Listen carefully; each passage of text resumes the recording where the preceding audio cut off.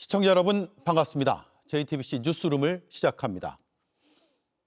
잃어버렸다던 그라프 목걸이와 샤넬백의 실물이 나타났습니다. 건진 법사가 기존 주장을 뒤집고 특검에 모두 제출했습니다. 김건희 특검은 사용감이 확실히 있다고 밝혔습니다. 김건희 씨가 2023년 국보인 경회루에 오른 것뿐 아니라 그날 근정전에 있는 용상에도 앉았던 사실이 드러났습니다. 임성근 사단장의 구명을 수차례 요청했다. 순직 해병 특검에서도 기존 주장을 뒤집는 진술이 나왔습니다. 단독 보도합니다.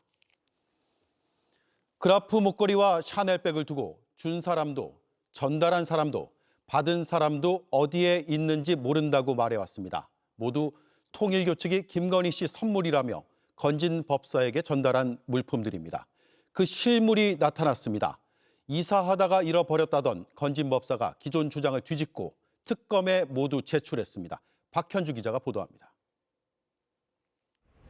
통일교 측의 김건희 씨 선물이라며 건진 법사 전성배 씨에게 전달한 초고가 물품은 크게 세 가지로 알려졌습니다.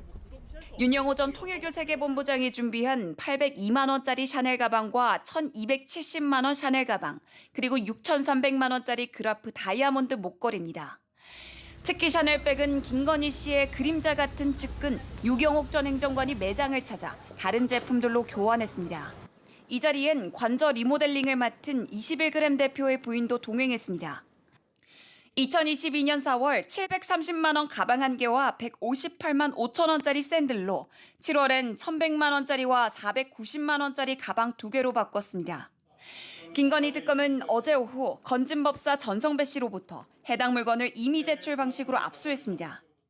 피고인 건진 법사 전성배 측으로부터 해당 물건들을 제출받아 압수하였고 그 일련 번호 등이 수사 과정에서 확인된 것과 일치함을 확인하였습니다.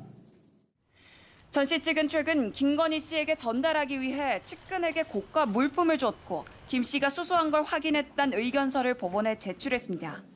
그동안 건진 법사는 이 물건들은 모두 잃어버렸다고 주장해왔습니다. 그라프 목걸이, 통일교에서 이제 김건희 선물이라고 한 거 정말 잃어버렸습니까? 단 한 번도 변함이 없었습니다. 계속 잃어버렸다는. 어찌됐든 재판 과정에 이제 다 소상히 밝혀질 것이니까. 그런데 이달 14일 첫 재판에서 김 씨에게 금품을 준 게 맞다며 입장을 바꿨습니다. 그러면서 통일교로부터 금품을 받기 전 청탁이 없었고 단순 전달자에 불과해 알선수재 혐의에 해당하지 않는다고 주장했습니다. JTBC 박현주입니다. 샤넬백과 신발, 그라프 목걸이를 확보한 특검은 이런 설명도 덧붙였습니다. 확실히 사용감이 있었다. 김건희 씨가 실제로 썼다고 판단한다는 뜻입니다. 건진 법사는 김 씨가 2024년에 돌려줬다는 의견서도 법원에 냈습니다. 그 시기는 디올백 수수 영상이 공개된 직후이고 서희건설이 반클리프 목걸이를 돌려받은 시기와도 겹칩니다. 이어서 김지훈 기자입니다. 특검은 그라프 다이아몬드 목걸이와 샤넬백 등을 김건희 씨가 실제로 받아 사용한 뒤 돌려준 것으로 보고 있습니다. 특검 관계자는 압수한 구두의 밑창이나 끈 등을 봤을 때 확보한 물품 모두 사용감이 확실히 있다고 설명했습니다. 선물을 모두 잃어버렸다는 기존 주장을 뒤집고 건진 법사는 통일교로부터 받은 선물들을 김건희 씨에게 줬고 되돌려받았다고 최근 법원에 의견서를 냈는데 그 돌려받은 시점은 2024년입니다. 앞서 서희건설 이봉관 회장도 김건희 씨로부터 반클리프 목걸이를 돌려받은 시점을 2023년 말과 2024년 초 사이라고 밝혔습니다. 디올백 영상이 알려져 논란이 된 시점 직후입니다. 2023년 11월 서울의 소리는 최재형 씨가 김건희 씨에게 디올백을 건네는 영상을 공개했습니다. 청탁금지법 위반 등으로 검찰에 고발장을 제출하기도 했습니다. 김건희 씨가 디올백 논란으로 자신이 받은 것들이 모두 논란될 것을 우려해 돌려준 것으로 의심가는 대목입니다. 특검은 건진 법사가 선물들을 언제, 왜 돌려받은 건지, 또 어디에 보관했던 건지 확인해 나갈 방침입니다. 추가 증인 신청 및 관련 수사 등을 통하여 각 물건 등의 전달, 반환 및 보관 경위 등을 명확히 할 예정입니다. 김건희 씨 변호인단은 특검이 확보했다고 밝힌 물품은 김건희 씨가 교부, 수령한 사실이 확인되지 않았다며 제출 과정에서의 회유, 유도 가능성과 동일성 여부를 살펴야 한다고 반박했습니다. JTBC 김지윤입니다. 오늘 김건희 씨 재판도 있었습니다. 문제의 그 샤넬백을 판매한 매장 직원이 증인으로 나왔습니다. 증인은 김건희 씨의 최측근이 샤넬백을 다른 상품으로 교환하면서 통화한 상대방의 목소리가 김건희 씨와 비슷했다고 증언했습니다. 걸걸한 여성의 목소리가 수화기 너머로 들려왔다고 설명했습니다. 김혜리 기자입니다. 오늘 법원에선 김건희 씨의 세 번째 공판이 열렸습니다. 통일교 청탁 의혹과 관련해 전직 샤넬 매장 직원 문모 씨가 증인으로 출석했습니다. 통일교 측은 건진법사 전성배 씨를 통해 김 씨에게 샤넬 가방 등을 선물했는데 유경옥 전 대통령실 행정관이 이 가방을 샤넬의 다른 가방과 상품으로 교환하러 매장을 방문했을 때 응대한 바로 그 인물입니다. 유경옥 씨는 코바나 컨텐츠 시절부터 김 씨를 보좌하다 대통령실까지 따라 들어간 측근 중의 측근입니다. 문 씨는 유 전 행정관이 누군가의 의견을 구하는 상황이었다며 본인 제품을 교환하는 건 아니라고 생각했다고 증언했습니다. 그러면서 통화를 들었을 때 여성분 목소리가 들렸다며 목소리가 걸걸한 느낌이었다고 설명했습니다. 당시 김 씨가 아닌가 싶었는데 퇴근하고 유튜브로 확인해보니 김건희 씨 목소리와 비슷했다고 했습니다. 재판장이 왜 유튜브를 찾아봤냐고 묻자 문 씨는 사회적으로 기사가 있어서 관심 있게 보던 터라 목소리가 비슷해 찾아봤다고 답했습니다. 이에 김 씨 변호인은 문 씨의 기억력에 의문을 제기하며 추측에 불과하다는 취지로 반론에 나섰습니다. 문제가 돼서 수사가 진행된 후에 통화를 재해석했을 가능성은 없냐며 추궁하기도 했습니다. 하지만 문 씨는 단호하게 그렇지 않다며 나중에 의미를 부여한 게 아니라고 선을 그었습니다.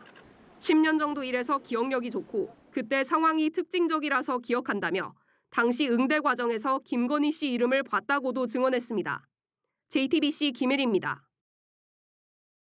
네, 김건희 씨 재판에는 명태균 씨도 증인으로 나왔습니다. 두 사람이 얼굴을 마주한 건 3년 4개월 만입니다. 명 씨는 김건희 씨를 향해 나를 구속시킨 사람이라고 말했습니다. 지금도 재판이 진행 중입니다.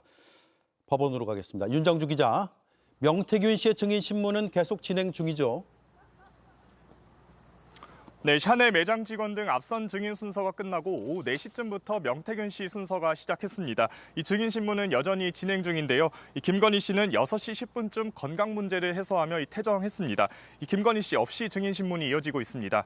이 명태균 씨는 회색 양복 차림으로 법원에 나타났는데요. 이 명태균 씨와 김건희 씨가 대면한 건 2022년 6월 진영령 만남 이후 3년 4개월 만입니다. 이 오늘 재판 전엔 명태균 씨가 JTBC 취재진에 이 김건희 씨를 만난 심경을 밝히기도 했는데요. 지난해 왜 나를 구속시켰는지 묻고 싶다고 했습니다. 이 증인 신문 도중엔 김 씨를 쳐다보면서 나를 구속시킨 사람이라 말하기도 했는데요. 그러면서 무슨 감정이 좋겠냐고도 했습니다. 이 김건희 씨는 이런 명태균 씨 발언에 따로 반응하지는 않은 것으로 전해졌습니다. 대체로 김 씨는 명 씨를 외면했는데 명 씨와 나눈 카카오톡 대화가 증거로 제시되자 명 씨 쪽을 쳐다보기도 했습니다.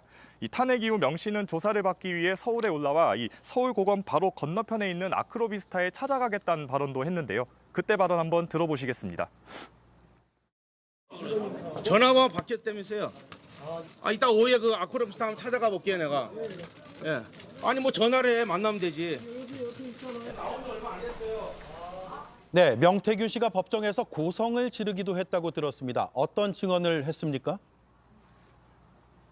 네, 명 씨는 재판 내내 무료 여론조사 제공 의혹을 부인했습니다. 20대 대선 당시 윤석열 전 대통령 부부에게 여론조사 결과를 보낸 건 걱정하지 말라고 한 것이라며 다른 사람들에게도 보냈다고 주장했습니다. 그러면서 검찰이 사건을 조작했다며 고성을 지르다 재판부 제지를 받기도 했는데요. 이 법정에 들어서면서는 김영선 전 의원 공천은 김건희 씨와 상관이 없다며 공천 개입 의혹도 부인했습니다. 네. 잘 들었습니다. 지금까지 서울중앙지방법원에서 윤정주 기자가 전해드렸습니다. 2023년 경복궁이 문을 닫은 날, 김건희 씨가 국보인 경회루 2층에 오른 사진이 어제 공개됐습니다. 그런데 이날 근정전에 있는 왕의 의자, 다시 말해 용상에도 앉았던 사실이 오늘 국정감사에서 드러났습니다. 한민정 기자입니다. 경복궁 경회루 2층에 허리에 손을 짚은 민소매 원피스 차림의 김건희 씨. 분홍 정장을 입은 이배용 당시 국가교육위원장이 나란히 서 있습니다. 경복궁 휴관일인 2023년 9월 12일 사진입니다. 김 씨 일행은 이날 2시간가량 궁을 둘러봤는데 평소 출입이 제한되는 근정전 안에 들어가 왕의 의자인 용상에 앉은 사실이 추가로 드러났습니다. 의자에는 왜 앉았어요? 네? 김건희가 왜 용상에 앉았냐고, 근정전에서. 왜 앉았어? 일개 안 의자가! 저도 정확하게는 앉았는지는 기억이 나지는 않습니다. 오늘 문체위 국감에 나온 정용석 국립박물관 문화재단 사장. 당시 대통령실 문화체육비서실 선임행정관으로 김 씨의 경복궁 일정에 동행했습니다. 말을 흐리던 정 사장은 질타를 받고서야 마지못해 답을 내놨습니다. 대한민국 국민 중에 그 누구도 그 용상에 앉아본 사람이 없어요. 그러니까 실실 웃어가면서 얘기할 거예요. 그 중요한 일을. 본인이 가서 앉으셨지 않았을까 싶어요. 계속 이동 중이었기 때문에 만약에 앉아 계셨다 하더라도 오래 1, 2분 정도밖에. 김 씨가 국가를 모독했다는 비판이 쏟아졌습니다. 그 용상이 누구 소파입니까? 결국 국가 유산을 자신을 과시하는 용도로 장식용으로 소파처럼 취급하고 있는데. 이기현 의원은 정 사장에 대한 서면 질의를 통해 김 씨에게 근정전에 들어가 용산에 올라보라 권유한 게 이배용 전 위원장이라는 사실도 확인했다고 밝혔습니다. 이 전 위원장은 김 씨에게 금거부기를 제공한 혐의로 수사를 받고 있습니다. 문체위는 이 전 위원장과 최응천 전 국가유산청장을 오는 29일 종합감사 증인으로 추가 채택했습니다. JTBC 한민정입니다. 순직 해병 사건을 수사했던 경북경찰청을 특검이 압수수색했습니다. 경북경찰청은 임성근 사단장을 불송치한 바로 그곳입니다. JTBC 취재 결과 당시 경찰의 수사 내용이 핵심 피의자인 임성근 전 사단장 측에 유출된 정황이 발견됐습니다. 박사라 기자가 단독 취재했습니다. 최상병 사망 사건을 1년여간 수사한 경북경찰청. 최종 결론은 임성근 전 해병대 1사단장 불송치였습니다. 1사단장의 작전 수행 관련 지적과 직책에 따른 일선의 부당감이 일부 확인되었으나 순직 해병 특검은 당시 수사를 지휘한 최주원, 김철문 전 청장을 비롯해 경찰관 10여 명에 대해 전방위 압수수색을 진행했습니다. JTBC 취재 결과 압수수색 영장에는 임성근 전 사단장에게 경찰 수사 내용이 유출된 것으로 의심되는 정황이 담겼습니다. 당시 조사 내용 일부를 핵심 피의자였던 임 전 사단장 측에서 입수한 것 같다는 진술을 확보한 겁니다. 또 최상병 순직 사건 당시 경찰의 부실 수사 정황도 일부 포착한 것으로 전해졌습니다. 이 밖에 경찰이 임 전 사단장을 불송치 결정하는 과정에서 대통령실 등이 압력을 가했는지도 특검 수사 대상입니다. 특검은 앞서 초동 수사 기록 회수와 국방부의 재조사 과정에 대통령실과 국방부가 부당하게 관여했다고 보고 이종섭 전 국방부 장관 등 5명에 대해 구속영장을 청구했습니다. 이후 경찰 수사 단계에서도 이상한 점이 있었는지 살펴보는 겁니다. 실제로 특검은 경찰 수사 단계에서는 알려지지 않았던 과실치사 증거를 새롭게 확인해 임 전 사단장에 대한 구속영장을 청구했습니다. JTBC 박사라입니다. 멋쟁 해병 단톡방 멤버들이 임성근 전 사단장 구명을 요청했다는 진술도 특검이 확보했습니다. 좋은 사람이니 억울하지 않게 해달라며 전화로 또 만나서 여러 차례 요청을 했다는 겁니다. 이들은 그동안 국회에 나와선 로비를 한 적이 없다고 주장해왔습니다. 유선희 기자입니다. 전직 경호처 직원이자 멋쟁 해병 단톡방 멤버인 송호종 씨는 국회에서 임성근 구명 로비를 한 적이 없다고 했습니다. 송호종 증인, 임성근 사단장 구명 로비 하셨습니까? 이종호 씨한테요? 한 적이 없습니다. 로비 과정에 하나의 역할을 한 것이 아니냐는 의혹도 거듭 부인했습니다. 7월 말에 8월 초에 구명 로비 할 때도 역할을 하신 거고요? 하지 않았습니다. 그러나 특검 조사에선 이 전 대표에게 좋은 사람이니 억울하지 않게 해달라고 도움을 요청한 적은 있다는 취지로 진술한 것으로 파악됐습니다. 이 전 대표 역시 송 씨가 전화로 2-3번, 만나서도 2-3번 도와달라고 요청한 건 맞다고 진술했습니다. 특히 이 전 대표는 송 씨가 임 전 사단장이 서울에 올 때 식사 자리에 초대한 적이 있다고도 진술한 것으로 확인됐습니다. 다만 그 자리에 가지는 않았다고 했습니다. 임 전 사단장을 만난 적은 없다는 겁니다. 또 김건희 씨 연락처도 없다고 진술한 것으로 파악됐습니다. 송 씨에게 구명로비 요청을 받았지만 김건희 씨에게 연락은 못했다는 겁니다. 특검은 도이치모터스 주가 조작 때 수십 분 통화하지 않았냐고 추궁했지만 그때는 김건희 씨 비서를 통해 통화했던 것이고 이후엔 통화한 적이 없다는 취지로 진술한 것으로 알려졌습니다. 이종호, 송호종 두 사람의 진술로 일단 멋쟁 해병 단톡방 내 구명 로비 움직임의 실체를 확인한 특검은 이 전 대표의 당시 동선과 통화 기록 등을 수사하고 있습니다. JTBC 유선입니다. 추경호 전 국민의힘 원내대표가 특검에 소환됩니다. 혐의는 내란 중요 임무 종사와 직권 남용입니다. 전직 대통령의 요청을 받고 의도적으로 비상계엄 해제 표결을 방해한 것이 아닌지 특검이 조사에 들어갑니다. 여도영 기자입니다. 12.3 비상계엄이 선포되고 약 1시간 40분이 지난 새벽 1시 3분경 국회의원들이 모여 비상계엄 해제를 의결했습니다. 국회가 비상계엄 해제를 의결하면 대통령은 즉각 해제해야 하기 때문입니다. 재석 190인 중 찬성 190인으로서 비상계엄 해제 요구 결의안은 가결되었음을 선포합니다. 이 표결에 참여한 국민의힘 의원들은 18명, 90명은 참여하지 않았습니다.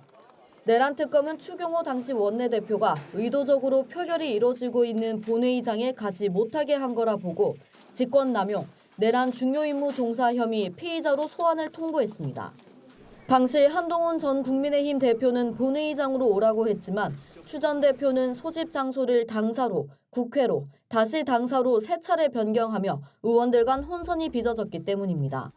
특히 추 전 대표는 계엄 직후 홍철호 전 정무수석, 한덕수 전 총리, 윤석열 전 대통령과 통화를 했는데 표결 방해 고의성이 있었는지도 조사 대상입니다. 추 전 대표는 계엄을 사전에 알지 못했고 당시 국회 봉쇄로 인해 의원들이 임시 대기할 장소로 당사를 지정한 것이며 계엄에 가담한 게 아니라고 주장하고 있습니다. 특검 측과 조사 날짜를 협의 중인 추 전 대표는 국정감사 종합감사가 끝나는 10월 28일 이후 출석할 전망입니다. JTBC 여도현입니다. 12.3 비상계엄 2달 전 평양에 무인기가 떨어졌습니다. 계엄의 명분이 아니냐는 의혹부터 이 무인기를 납품한 과정까지 특검이 수사 중입니다. JTBC 취재 결과 이 무인기를 납품한 한국항공우주산업이 증거인멸을 시도한 것으로 의심되는 정황이 포착됐습니다. 그 시점은 윤 전 대통령이 재구속된 직후였습니다. 배승주 기자가 취재했습니다. 지난해 10월 평양에 떨어진 무인기는 한국항공우주산업 카이가 외주업체에 제작을 맡긴 뒤 국방과학연구소에 납품했습니다. 해당 무인기는 윤석열 전 대통령 지시로 실적이 부족한 특정 기업으로부터 우회 계약을 통해 납품됐다는 의심을 받고 있습니다. 특히 비상계엄 명분을 만들기 위한 목적으로 북한에 보내졌다는 의혹이 제기돼 특검 수사 선상에 올라 있습니다. 그런데 윤 전 대통령이 다시 구속되고 바로 다음 날인 지난 7월 11일 카이 내부에서 증거인멸을 시도한 정황이 JTBC 취재 결과 확인됐습니다. 카이 한 팀장급 직원이 직속 상관의 PC를 정리해달라고 관련 부서에 요청한 겁니다. 상원이 그 PC를 좀 정리를 해야 되는 것 같습니다. 지금 문제가 되고 있는 것들이 좀 있는 것 같아요. 해당 임원은 무인기 사업을 주관했던 인물로 정리를 요청한 PC엔 무인기 관련 자료가 담겨 있을 가능성이 있습니다. 이 때문인지 시스템 담당 직원도 증거인멸을 우려하며 반대 의사를 분명히 했습니다. 이거 손대면 안 될 것 같은데 제 생각에는. 그거를 잘못하면 증거인멸이나 이런 상황까지. 카이 측은 당시 무인기 관련 사업에 압박을 받은 해당 임원의 개인적 판단일 뿐 회사와 관련 없다고 선을 그었습니다. 그러면서 해당 임원의 PC는 훼손 없이 보관하고 있다고 전해왔습니다. 평양에 투입된 무인기 사업은 김용현 전 국방장관의 친구이자 윤석열 대선 캠프 출신으로 낙하산 논란이 일었던 강구영 전 카이 사장 시절 진행됐습니다. JTBC 배승주입니다. 캄보디아에서 대학생 박 씨를 고문하고 살해한 주범이 강남 학원가 마약 사건의 공범으로 확인됐습니다. 국정원이 이 인물을 쫓고 있습니다. 최연수 기자입니다. 국정원은 오늘 국회 정보위 현안 보고에서 캄보디아 한인 대학생 살인 사건의 주범을 특정해 행방을 추적 중이라고 밝혔습니다. 범죄 주범은 2023년 강남 학원과 마약 사건의 총책으로 국정원의 정보 지원으로 캄보디아에서 검거된 리 모 씨의 공범으로 확인이 되었습니다. 2023년 강남 대치동 학원가 일대에서 집중력 강화에 좋다고 속여 학생들에게 마약 음료를 먹인 뒤 돈을 뜯으려 한 일당 중 한 명이라는 겁니다. 이후 캄보디아로 넘어가 다른 범죄를 저지르고 있었습니다. 국정원은 또 캄보디아에 스캠 범죄를 조직적으로 하고 있는 범죄 단지가 50여 곳이 있고 여기 모여있는 범죄 종사자가 20만 명 정도라고 보고했습니다. 이들이 벌어들이는 범죄 수익은 125억 달러, 캄보디아 GDP 절반 수준입니다. 여기에 한국인은 최대 2,000명가량 있을 것으로 추산됩니다. 우리 국민의 현지 방문 인원 및 스캔 단지, 인근 한식당 이용 등의 현황을 고려해 볼 때에 범죄 가담자가 약 1,000명에서 2,000명가량 폭이 큽니다. 이재명 대통령으로부터 조직의 사활을 걸고 국제범죄 마약 문제를 해결하라는 지시를 받은 국정원은 캄보디아와의 공조를 진행 중입니다. 하지만 단속의 어려움도 상당합니다. 무기를 소지한 비정부 무장단체가 장악하고 있는 지역도 있고 캄보디아 정부가 단속의 어려움도 있고 이기 때문에 우리 국제 공조도 상당한 차질이 빚어지고 있다. JTBC 최현수입니다. JTBC는 유해로 돌아온 대학생 박 씨가 캄보디아에서 숨지기까지 그 과정을 잘 알고 있는 지인을 단독 인터뷰했습니다. 대학 동기가 범행에 끌어들인 건 맞지만 그보다 윗선이 있었다고 했습니다. 박 씨가 가면 죽을 걸 알고도 윗선이 캄보디아행을 지시했다고 전했습니다. 먼저 이자연 기자입니다. 캄보디아 범죄 조직 웬치에서 고문 끝에 숨진 대학생 박모 씨는 학과 동기형 홍모 씨의 제안으로 대포통장 판매 일에 뛰어들게 된 것으로 알려졌습니다. 두 사람이 함께 일을 하게 된 뒤부터 캄보디아 출국하기까지 전 과정을 잘 알고 있는 박 씨의 지인을 만났습니다. 이 지인은 지난 봄 박 씨가 돈이 필요하던 걸 아는 홍 씨가 같이 일하자고 제안하면서 모든 게 시작됐다고 설명합니다. 그런데 얼마 안 돼 문제가 생겼습니다. 박 씨가 제공한 통장이 보이스피싱 관련 계좌로 의심받아 모든 금융거래가 정지된 겁니다. 카드 사용도 새 통장 만드는 것도 모두 막혔습니다. 지인은 박 씨가 이걸 원시인 된다고 표현했다며 현금만 써야 해서 생활이 어려워졌고 야간 알바까지 뛰게 됐다고 말합니다. 그러다 지난 6월 박 씨의 캄보디아행 얘기가 나왔습니다. 경제적으로 궁지에 몰린 박 씨가 윗선의 지시에 따라 캄보디아에 가게 됐다는 겁니다. 박 씨는 숨지기 전 가족과 통화에서도 비슷한 말을 했습니다. 소개시켜준 분이 또 따로 있어. 대표님이랑 그다음에 팀장님이랑. 통화에서 언급된 팀장은 박 씨의 OTP와 신분증으로 5,700만 원을 대출받은 뒤 잠적했습니다. 그러니까 팀장님이 내가 통장에 있는 그 돈 다 들고 날랐다고. 이 때문에 박 씨는 캄보디아 현지에서 감금됐고 고문 끝에 숨졌습니다. 지인은 조직에서 박 씨가 죽을 것을 알면서도 보낸 거였단 얘기를 뒤늦게서야 듣게 됐다고 털어놨습니다. JTBC 이자연입니다. 대학생 박 씨를 제물로 삼은 범죄 조직은 국내에서 세 손가락 안에 드는 규모로 최대 20억 원을 벌게 해준다며 청년들을 유인했다고 합니다. 조직 수뇌부는 슈퍼카를 몰며 재력을 과시했고 경찰 고위직과 호영호재하는 사이라며 친분을 내세웠다는 증언이 나왔습니다. 이어서 양정진 기자입니다. 숨진 박 씨를 캄보디아로 보내고 명의를 도용해 5,700만 원 대출을 받는 결정은 국내에 있는 조직 차원에서 내려진 것으로 알려졌습니다. 이들은 팀장, 대표 등 윗선의 재력을 과시하며 20대 초반 대학생들에게 접근한 것으로 보입니다. 40억 정도 넘어가는 고가의 아파트였고 고가의 슈퍼카 이런 걸 다소 보유하고 있는 것으로 알고 있습니다. 람보르기니, 벤틀리가 총 5대 정도 있을 만큼 재력가였어요. 한 건에 최소 1,000만 원, 구속될 위험까지 감수한다면 최대 20억 원을 벌 수 있다 유인했다고 말합니다. 전체 조직 규모는 300명 이상인 것으로 전해졌습니다. 경찰은 이런 조직이 보통 점조직 형태로 운영된다고 보고 있습니다. 회사 대표가 우리나라에서 되게 큰 업체에 속해 있고 한국에서 불법적으로 일하는 사람들만 모았을 때 세 손가락 안에 들 만큼 피해자들에겐 대표가 경찰 간부와 호영호재하는 사이라며 안심시켰다고 합니다. 서울의 고위 간부, 경찰 간부랑 고위 간부랑도 알고 있는 사이라고 알고 있습니다. 나중에 혹시나 잘못해서 팀장이나 대표나 실장한테 조사가 오면은 이제 대표의 인맥으로 풀려날 수 있도록 할 만큼 팀장으로 불린 20대 남성을 인천에서 검거한 경찰은 다른 조직원들을 쫓고 있습니다. 캄보디아 사정을 잘 아는 제보자는 현지 조직 총책이 중국인이나 조선족인 경우에도 한국인이 중간에 껴있어야 피해자가 계속 공급되는 구조라고 설명합니다. 현지 수사와 동시에 박 씨를 해외로 팔아넘긴 국내 조직과 그 총책에 대한 수사가 이루어져야 하는 이유입니다. JTBC 양정진입니다. 감금 피해자들이 대사관의 도움을 받을 수 없었다는 증언이 이어진 만큼 캄보디아 현지 국정감사에선 질타가 쏟아졌습니다. 대사관의 부실한 관리와 늦은 대응이 도마에 올랐습니다. 캄보디아 현지에서 김영민 기자의 보도입니다.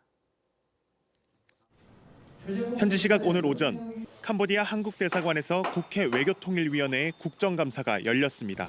캄보디아 대사가 공석이어서 김현수 직무대리가 대신 자리에 답변했습니다. 의원들은 최근 범죄단지 웬치를 탈출한 우리 국민이 대사관에 도움을 요청했지만 업무 종료를 이유로 외면당한 사건을 질타했습니다. 대사님, 이게 이 과정이 얼마나 지금 지난합니까? 무조건 들어와가지고 일단 안에 피신시키고 해야 되는 거잖아요. 그래서 그러한 부분들을 개선하기 위해서 계속 노력해 나갈 예정입니다. 정부 대응이 미흡하기 때문에 현지 교민과 민간단체가 대신 나서고 있다는 지적도 이어졌습니다.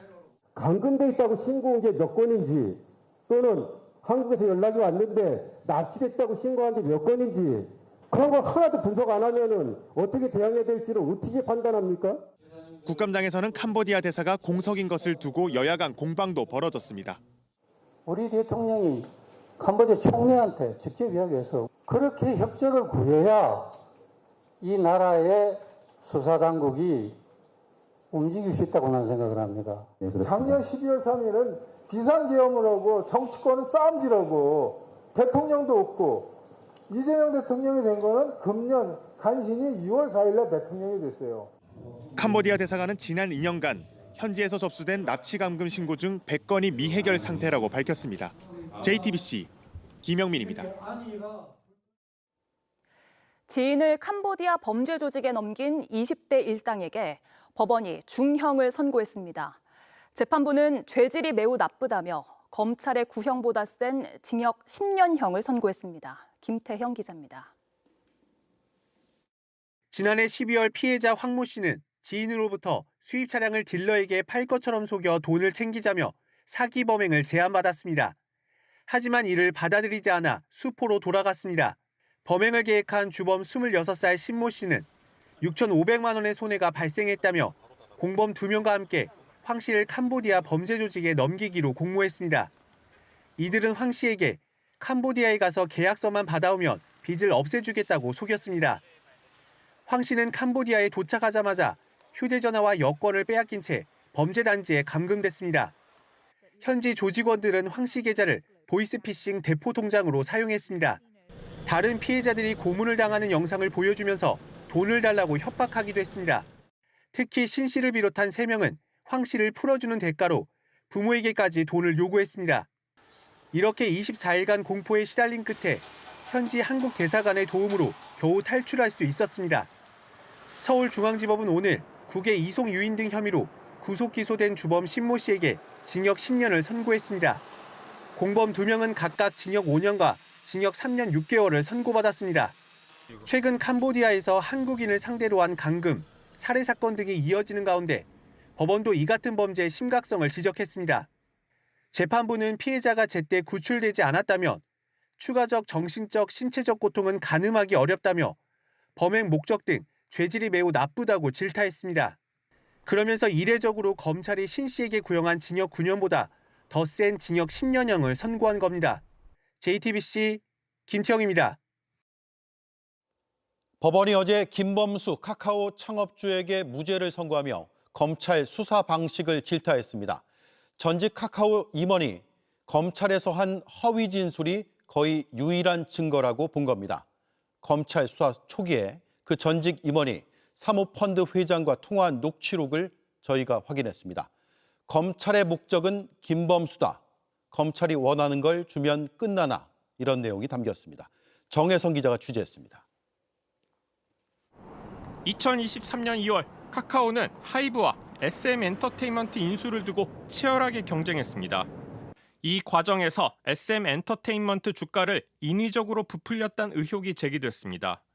검찰이 핵심 증거로 내놓은 건 이준호 전 카카오엔터 투자 전략 부문장의 진술입니다. 카카오와 사모펀드 원아시아가 공모해 주가를 조작했고 브라이언, 즉 김범수 창업자가 컨펌했다는 진술입니다. 검찰은 김범수 창업자에게 자본시장법 최고 형량인 징역 15년을 구형했습니다. 하지만 1심 재판부는 사실상 유일한 증거지만 허위 진술이라며 카카오의 모든 관계자에 대해 무죄를 선고했습니다. JTBC는 재판부가 지적한 이 허위 진술을 할지 논의하는 거로 의심되는 통화 녹취록을 확인했습니다. 검찰 수사가 본격화한 2023년 11월 24일 이 전 부문장은 사모펀드 측과 통화해서 너무 스트레스 받는데 그냥 그들이 원하는 걸 주면 끝나나라고 말합니다. 김범수가 목적이라며 김범수가 시세 조종을 알았는지 몰랐는지만 원하는 것 같다고 덧붙입니다. 이에 사모펀드 회장은 변호사와 상의하겠다고 답합니다. 김범수가 인지했거나 공모했다고 증언하고 나와서 김범수가 꼼짝달싹 못하면 끝나는 거냐고 묻겠다는 겁니다. 이 전 부문장은 확인 좀 해달라고 합니다.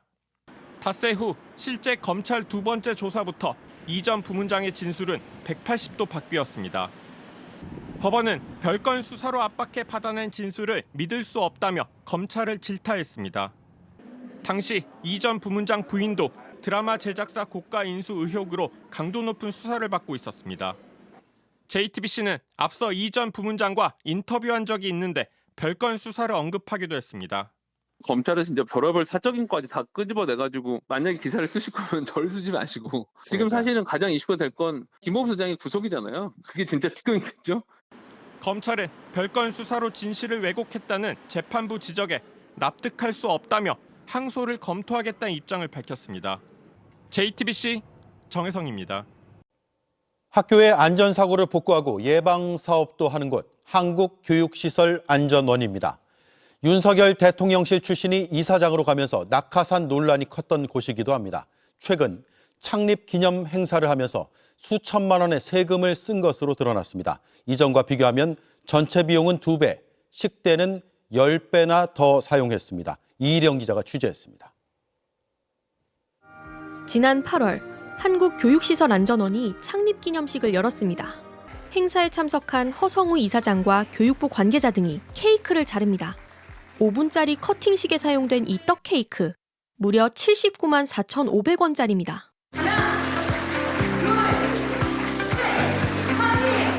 3시간 동안 진행된 이 행사에 소요된 예산은 7,400만 원입니다. 호텔 대관료 800만 원에 식음료 비용만 920만 원, 창립 기념품 구입비 1,000만 원을 썼습니다. 직원 및 유공자 포상금, 공모전 시상금 등 각종 사례비를 제외한 행사 자체 비용만 3,100만 원인데 모두 국민 세금입니다. 올해 3월 허성우 이사장이 취임한 뒤로 창립 기념식이 사실상 호화 파티로 변질됐다는 지적이 나옵니다. 허 이사장은 윤석열 대통령실 비서관 출신이었습니다. 교육 안전 분야 경력이 전혀 없는데도 기관장 자리를 맡아 낙하산 인사란 비판을 받았습니다. 허성우 이사장이 취임하기 전인 지난해 창립기념식은 한 영화관에서 진행됐는데 행사 비용은 절반 정도밖에 들지 않았습니다. 식대는 올해 10분의 1 수준이었습니다. 아이들의 안전을 위해 쓰여야 할 예산을 낭비하는 행태는 반드시 바로잡아야 합니다. 교육부도 교육시설 안전원의 운영 실태 전반을 철저하게 감사하고 안전원 측은 행사 예산은 이사회 심의 의결과 회원 총회 승인을 거쳐 확정됐다며 다른 기관 창립 행사보다 오히려 적게 썼다고 해명했습니다. 하지만 지난해 행사보다 비용이 크게 늘어난 이유는 설명하지 못했습니다. 한편 국회 교육위 국정감사에선 안전원 측이 사전에 국민의힘에만 예상 질의안과 답변을 보낸 것이 드러나 기관의 잘못을 덮기 위해 질의를 청탁했다는 비판을 받기도 했습니다. JTBC 이희령입니다. 집값이 떨어지면 그때 가서 집을 사라. 국토부 1차관의 이 발언에 대해 민주당 지도부가 사과했습니다. 이 발언으로 부동산 대책에 대한 여론이 더 나빠진 데다 차관 가족의 갭 투자 의혹까지 불거지자 수습에 나선 겁니다. 국민의힘은 총공세를 이어갔습니다. 강희영 기자입니다. 최근 이상경 국토부 1차관의 부적절한 발언으로 국민 여러분께 심려를 끼쳐드린 점 진심으로 죄송하다는 말씀 먼저 드립니다. 이재명 정부 부동산 대책을 이끄는 이상경 국토부 차관이 11호 대책 발표 직후 한 얘기에 대해 더불어민주당 지도부가 공개 사과했습니다. 지금 살려고 하니까 그런 스트레스를 받는데 시장이 안정화되고 그 안정화돼서 집값이 떨어지면 내 소득이 또 계속 또 벌게 되면 또 그때 가서 사면 되거든요. 이 차관의 배우자가 갭 투자로 33억 원짜리 아파트를 매입했다는 의혹까지 불거진 상황에서 여론이 더 악화될까 민주당은 정부 일각의 보유세 인상 필요 의견에는 선을 그으며 공급 대책을 최대한 빨리 마련하겠다고 거듭 약속했습니다. 도심의 유휴부지를 찾아서 주택을 공급하는 게 우리 이재명 정부의 주택 공급 정책의 하나의 축으로 보시면 될 것 같습니다. 이런 대응을 두고 국민의힘은 부동산 정책 실패를 인정한 거라고 꼬집었습니다. 실패한 10.15 부동산 대책을 더 이상 포장하지 마십시오. 최근 민주당이 재개발 재건축 촉진과 공급 확대를 언급하고 있습니다. 국민의힘이 줄곧 주장해온 것을 뒤늦게 따라오는 것입니다. 부동산 정상화 특위를 직접 이끌기로 한 장동혁 대표는 내로남불 공세도 이어갔습니다. 국민에게 나는 되고 너는 안 된다며 윽박지르고 있는 것입니다. 현금 부자의 부동산 천국을 위해 국민에게 주거 지옥을 강요하는 국민의힘은 모레 자당 소속 오세훈 서울시장과 함께 강북 지역 재건축 현장을 찾아 현장 회의를 열며 이번 대책의 부작용을 부각시킬 계획입니다. JTBC 강현입니다. 전동 킥보드가 돌진하자 딸을 지키기 위해 몸을 내던졌던 30대 엄마가 머리를 크게 다쳐 일어나지 못하고 있습니다. 킥보드 운전자는 중학생 2명이었는데 면허도 없었습니다. 양빈현 기자가 취재했습니다. 한 모녀가 손을 잡고 인도를 걸어갑니다. 난데없이 나타난 전동 킥보드 한 대가 모녀 앞으로 돌진합니다. 킥보드를 발견한 엄마, 잽싸게 아이를 품에 안습니다. 하지만 킥보드는 속도를 줄이지 않았고 그대로 부딪힙니다. 지난 18일 오후 4시 35분쯤 중학생 2명이 탄 전동 킥보드가 인도를 질주하다 30대 여성을 들이받았습니다.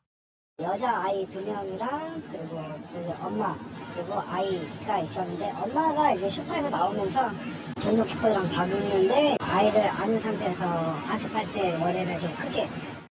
사고가 난 지점입니다. 어린 딸을 끌어안은 어머니는 빠르게 달려오던 킥보드와 그대로 부딪혔습니다. 지금도 넘어진 자리엔 혈흔이 남아 있습니다. 사람들이 애워싸고 있었고 매일 웃어서 또 좀 피가 좀 많이 난 것 같아요. 머리 쪽 뒤쪽에서.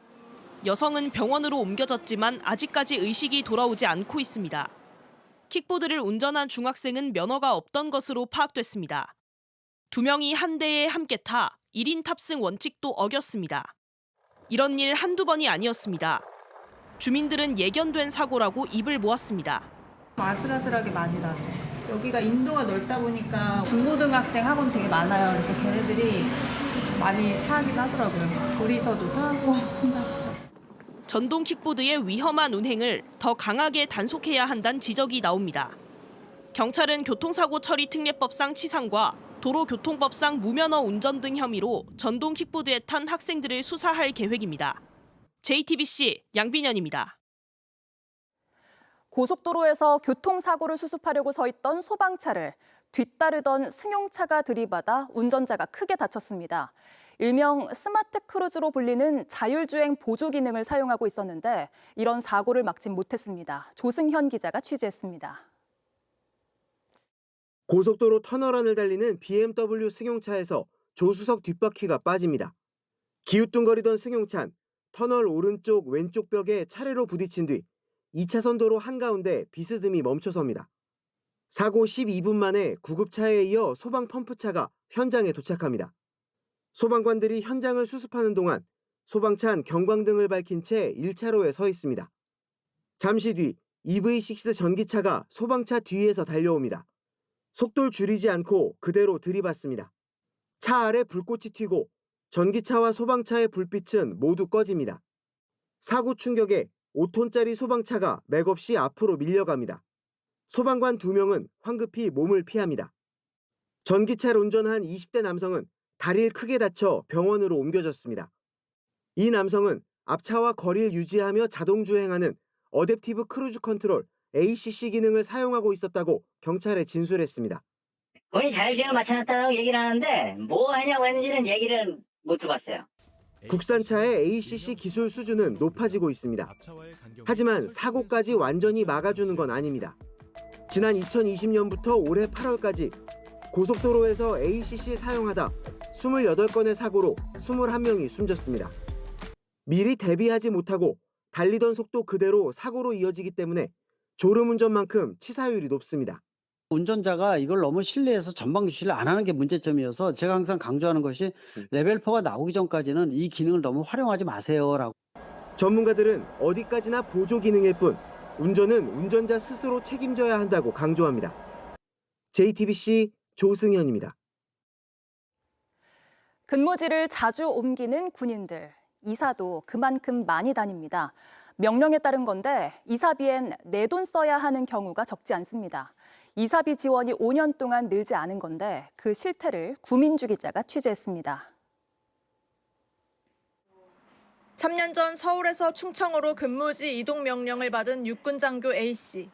이사에 290만 원이 들었는데 군에서 받은 지원비는 절반이 조금 넘는 170만 원 뿐입니다. 사다리차라든지 에어컨 설치 이런 걸 포함하면 이사에 따르는 부수 비용들은 상당히 많아요.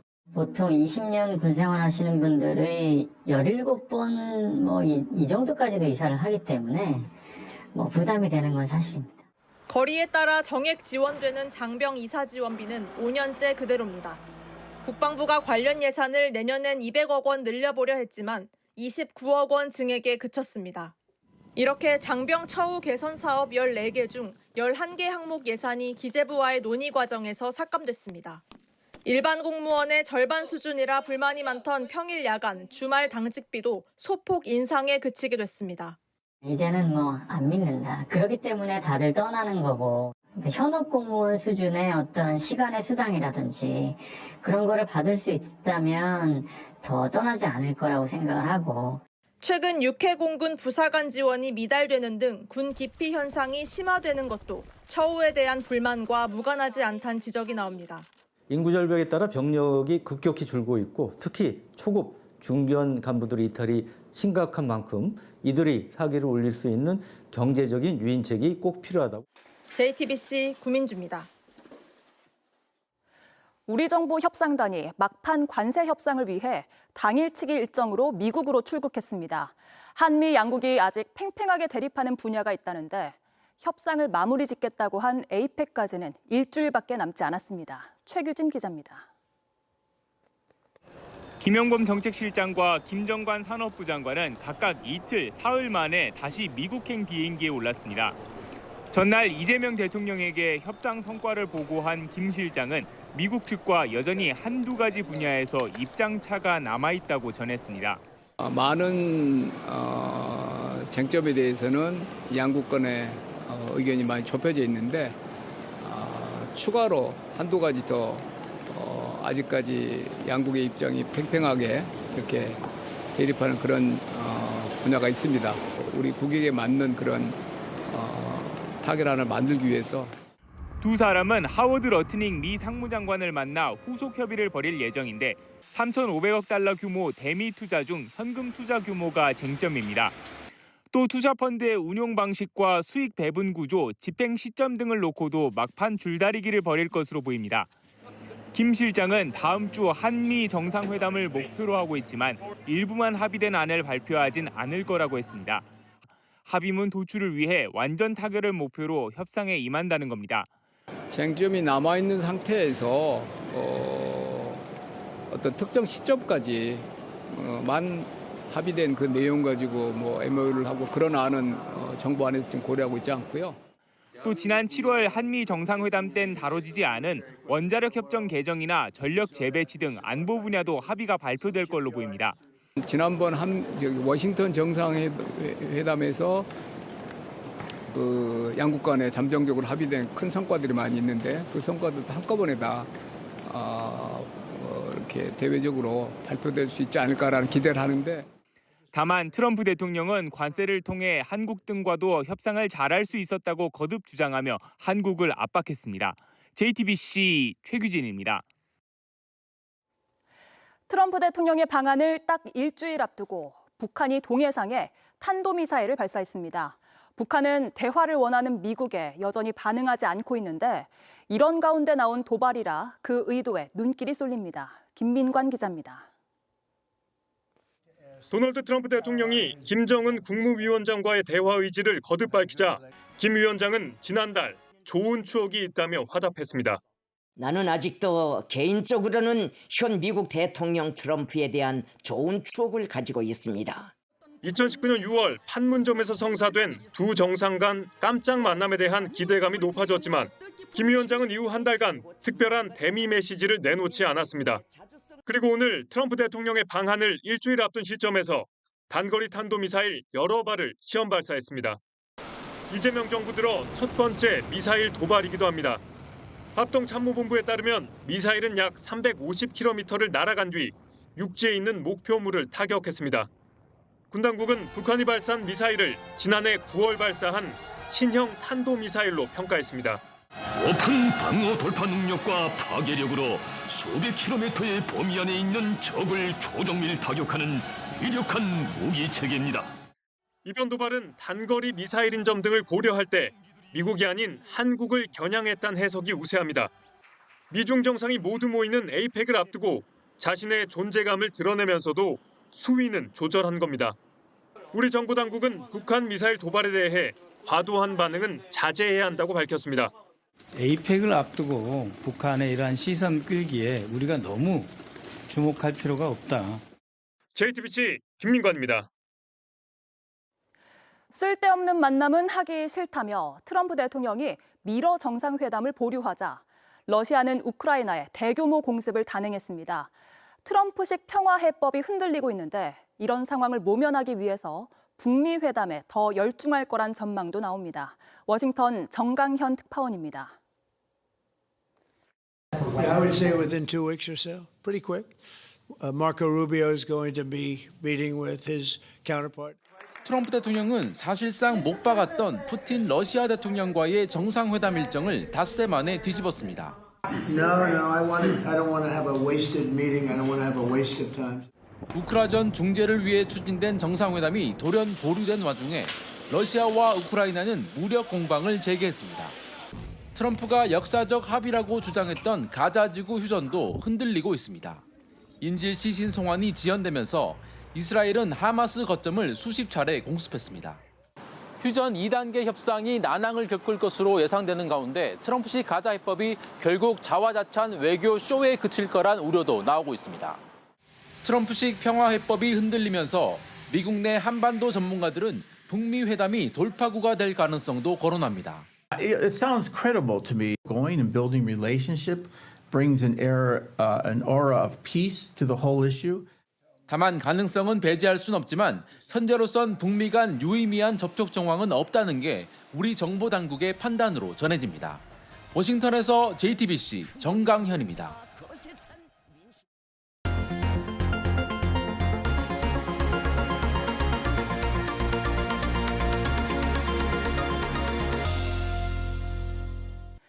짧게 깎은 머리에 학교 대신 병원을 다닙니다. 매일 4명씩 우리나라에서 소아암 진단을 받고 있는데 힘겨운 사투 속에서 기적을 만드는 힘은 뭘까요?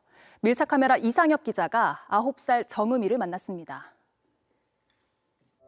머리에 붕대를 감은 아이는 엄마에게 뭔가를 물었습니다. 정음아 뭐라고? 다시 들어봤습니다.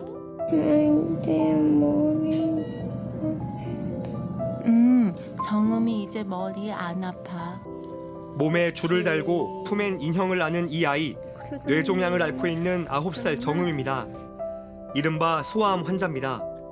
정음이는 지난 2013년 초등학교에 입학했습니다. 다른 아이들처럼 잘 놀고 잘 웃었습니다. 가끔 머리가 아프다고 했는데 지난해 소아암 진단을 받았습니다. 그 뒤로 1년 6개월 학교 대신 병원에 다닙니다. 내가 죽으면 묻을 때 약간 소리지.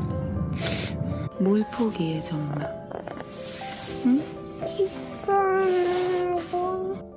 다른 아이들이 커나가는 시간, 소아암 환자들은 삶과 죽음의 경계를 오가야 합니다.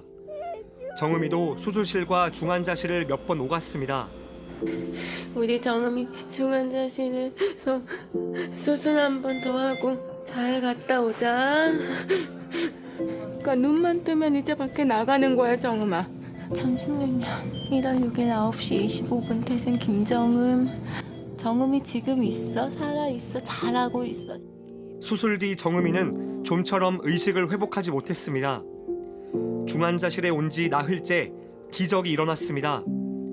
삐뚤빼뚤 친구들 손편지를 받은 때부터였습니다. 눈을 크게 뜨고 이렇게 바라보고 있는 것이에요. 희망을 그때 얻은 거죠. 1학년 때 같은 반 친구들이 보낸 편지였습니다. 함께 놀고 다투고 그저 웃었던 순간들이 전해졌습니다. 정음이한테는 가장 오히려 더 필요하다라고 싶어서 시간을 많이 썼었죠. 계속 보여주고. 정음이를 응원하는 마음입니다. 정음이가 약간 너 할 수 있어. 틀려도 괜찮아. 다시 하면 돼. 이렇게 응원 좀 많이 해줬어. 뭐 나아질 수 있겠지 했는데 이렇게 뭔가 길어지니까 슬펐어요. 정음아 보고 싶어. 얼른 나와서 다 같이 놀자. 다 나오면 우리랑 같이 보드게임 같이 하자. 친구들 목소리에 정음이는 힘을 얻었습니다. 의료진도 놀랐습니다. 종양 절제술 치료 이후에 2차례의 고용량 항암 치료 및 자가조혈모세포 이식 수리 재수술하고 이제 이런 과정에서 환자가 의식이 좀 처지니까 정아 카메라 어디 있어? 엄마한테 보여주자. 아 정음이 손 안 짚고도 잘 앉아 있다. 괜찮아? 씩씩한데? 진짜? 중환자실에 간 지 28일 만에 정음이는 집으로 돌아왔습니다. 슬픈 마음이 저는 엄마가 친구들도 만나고 했으면 좋겠는데 저 때문에. 정음이가 버티고 살아낼 수 있었던 건 의료진과 친구들의 진심 덕분이었습니다. 한 번만 더 웃어줄 수 있어? 정음아. 그런 분들, 선생님, 아이들이 저와 정음이한테 너무 큰 선물을. 그냥 저는 그냥 오늘처럼 매일 정음이가 제 곁에 있었으면 좋겠어요. 그게 다예요, 진짜. 우리나라에선 해마다 1,300명 정도의 아이들이 소아암 진단을 받습니다. 소아암 전문의는 70명이 채 안 됩니다. 밀착 카메라 이상엽입니다.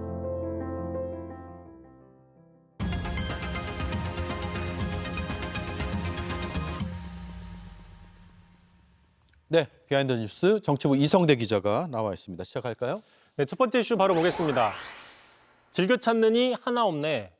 자, 대표적인 우파 연예인이죠. 김은국 씨가 최근 이제 정치적인 활동을 접고 앞으로는 연애 활동에 전념하겠다 이렇게 선언을 했는데 이 과정에서 국민의힘을 강력하게 비판을 했습니다. 자, 김은국 씨가 국민의힘이 필요할 때는 연락을 하지만 필요가 없어지면 안 찾는다. 찾는 사람이 없다라고 하소연했는데 뭐 한마디로 은혜를 모른다 뭐 이런 비판인 것이죠. 자, 특히 이제 뭐 본인이 꼭 바라는 건 아니다라고 전제를 깔았지만 뭐 구체적으로 챙겨주는 것도 없다라고 서운함을 표시했습니다. 직접 들어보시죠. 예. 연예인 중에서 우리 쪽에 누가 제일 많이 도와주고 정치적으로 잘 맞는 연예인 누구냐? 비례대표를 주든지 뭐 지역구를 주든지 뭘 해야 되는데 필요할 때만 뭐 이제 연락하고 되든 안 되든 끝나면 아무도 없어요. 찾는 사람도 없고 연락도 없는 거예요. 예. 비례대표나 최고위원을 노렸나 봅니다. 일단 본인은 뭐 바람은 아니다라고 전제를 깔았고 뭐 구체적으로는 얘기는 안 했습니다. 예. 어쨌든 연예인이 정치인 지지하는 거야 자유인데 그런데 뭔가 이제 대가를 바라는 듯한 그런 보상을 언급하는 듯한 말을 한다는 건 이해가 잘 안 되는데요.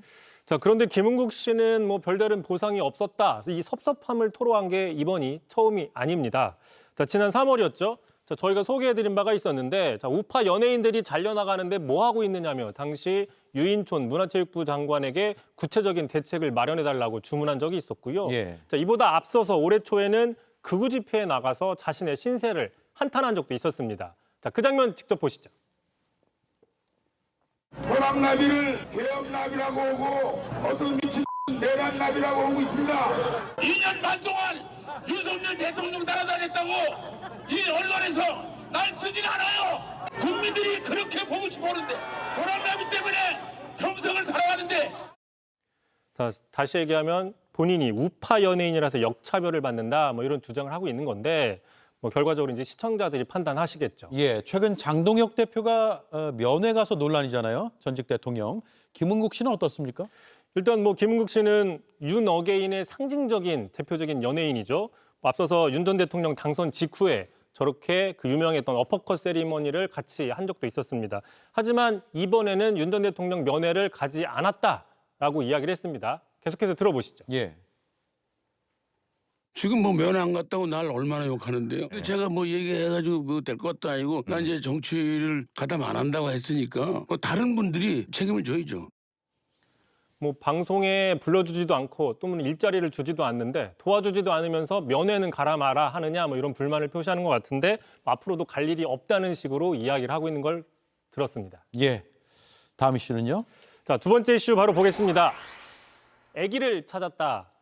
자, 지난해였죠. 제주지법에서 부장판사 3명이 근무 시간에 술을 마시고 소동을 벌인 적이 있었습니다. 자, 이 때문에 법사위에서 증인으로 채택이 됐지만 출석하지 않아서 어제 동행명령장이 발부가 됐습니다. 자, 그러자 여경은 부장판사가 어젯밤 9시 넘어서 뒤늦게 출석을 했는데 자, 이 자리에서 신중하지 못한 처신 깊이 반성한다라고 사과를 했습니다.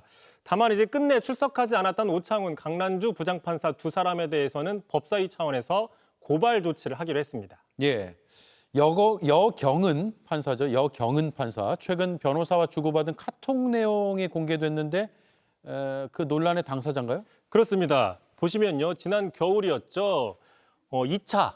오늘 2차는 쓱 애기 보러 갈까라는 변호사의 이야기에 아유 좋죠 형님이라고 대답했던 저 여경은 판사의 저 카톡 메시지가 공개돼서 예. 뭔가 그 접대 논란 아니냐 이런 논란이 있었고요. 또 지금 보신 것처럼 당시는 비상계엄 직후 탄핵 직전에 상당히 많은 국민들이 불안해하던 시절에 고위공직자로서 부적절한 처신이 아니냐 또 이런 지적도 있었습니다. 예. 자, 일단 어젯밤에 출석을 해서 이 아기 정체에 대해서 직접 밝혔습니다. 그 정체가 어떤지 직접 들어보시죠. 2차는 쓱 애기 보러 갈까? 이게 애기란 게 무슨 뜻입니까? 특정 종업원을 지칭하는 이야기였습니다. 어디의 종업원이죠? 7080 라이브 카페의 종업원입니다. 그러면 거기에 근무하는 어떤 특정 여성을 가리킨 말인가요? 그렇습니다. 이른바 룸살롱이나 유흥주점인 것은 아닌가요? 룸이 없는 완전히 오픈되어 있는 공간이고 그러한 것이 아닙니다. 예. 아기가 누구냐 이것도 뭐 사실 궁금하고 중요한 문제이긴 하죠. 그런데 현직 부장판사가 사건 관련 변호사와 저런 대화를 주고받고 뭔가 거리낌 없이 어울렸다라는 그런 모습이 더 큰 문제가 아닌가 싶어요. 그렇습니다. 일단 국민의힘 측에선 아니 이게 개인 일탈일 뿐이며 뭐 사법개혁과 무슨 관계가 있느냐라고 반발하고 있지만 예. 자, 민주당 여당 측에서는 이미 이 사안으로 감사를 받고 있는 사안이고 또 이 판사와 변호사의 어떤 부적절한 만남이 사법거래로 이어질 가능성이 있다. 당연히 따져봐야 된다라는 입장을 피력하고 있습니다. 네, 여기까지 하죠. 이성대 기자였습니다. 잘 들었습니다. JTBC 내일 포럼이 AI 기본사회를 주제로 오늘 열렸습니다. AI 국가대표 자리를 놓고 경쟁하는 5개 회사가 처음으로 한자리에 모여서 구상을 밝혔는데요. 다가올 내일엔 우리 삶이 얼마나 바뀔지도 임지수 기자가 담아왔습니다. 오늘 포럼에선 지난 8월 국가대표 AI 프로젝트 1차 관문을 넘은 5개 정예팀이 처음으로 한자리에 모였습니다. 네이버 클라우드, LG AI 연구원부터 SK텔레콤, AI 스타트업 업스테이지와 NC AI까지 국가대표로 선정되기 위한 전략과 포부를 밝혔습니다. 이 프로젝트를 총지휘하는 배경훈 부총리는 AI 기본 사회를 위한 청사진을 제시했습니다.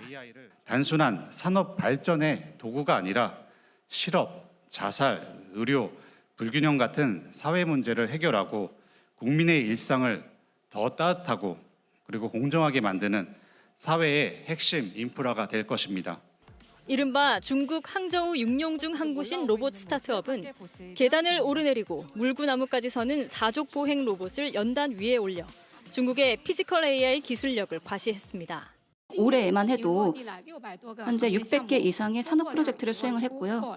그 출하량도 이미 2만 대를 돌파할 전망으로 보입니다.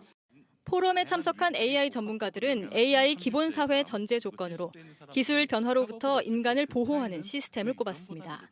사회 시스템 전환들의 속도가 우리가 감당할 수 없이 빠를 수도 있습니다. 우리 노동자가 AI와 함께 협력형 일자리로 나갈 수 있게 이런 협력형 일자리를 더 유도할 수 있게 나아가 인간을 중심에 둔 AI 활용 가능성에 주목했습니다.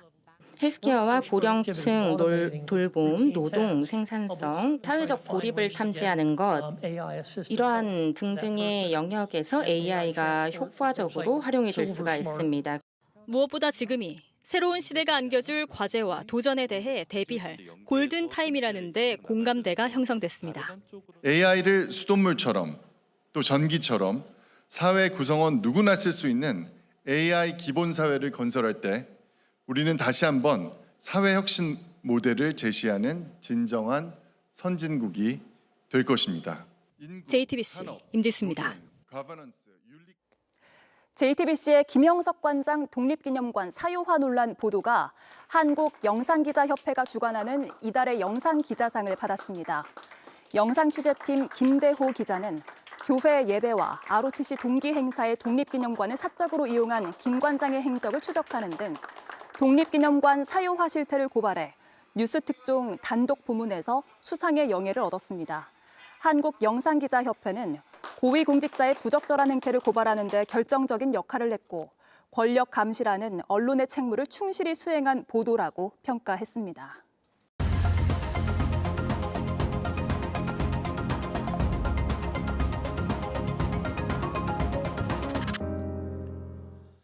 지난해 7월 기억하지 못한다고 했습니다.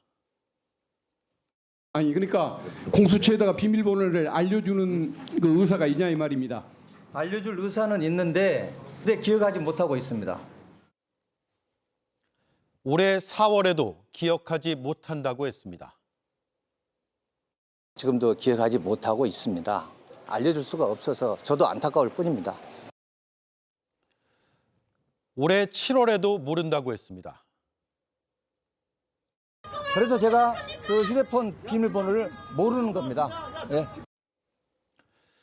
그런데 갑자기 20자리의 비밀번호가 풀렸다고 합니다. 셀 수 없이 많은 시도를 거듭하다가 새벽에 기적적으로 비밀번호를 확인했다. 하나님의 사랑을 느끼게 됐다. 0부터 9까지의 숫자로 20자리를 만들 수 있는 조합의 개수는 10의 20승, 1조도, 1경도 아닌 1해입니다. 정말 아무 기억도 없었다면 1초에 한 번씩 3조 1,700억 년 동안 시도해야 마칠 수 있다는 단순 계산이 나오니 확률상 불가능에 가깝습니다. 그리고 더 중요한 사실, 그 전화기는 10번 연속 잘못 입력하면 비활성화되기 때문에 셀 수 없이 많은 시도로 풀기도 어렵다는 점. 따라서 이 놀라운 해독의 비결은 셀 수 없는 시도도 기적도 하나님의 사랑도 아닌 다른 곳에 있지 않을까. 앵커 한마디였습니다. 네, 뉴스를 마칩니다. 내일 뵙겠습니다. 고맙습니다.